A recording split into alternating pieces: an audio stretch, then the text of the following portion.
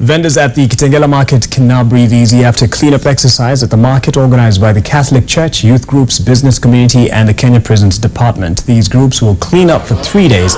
The market has been choking in filth. Mounds of garbage stashed in gunny and polythene bags were strewn all over, and those neatly stacked lay uncollected. This despite the traders paying a fee of 30 shillings to the county government daily for these services.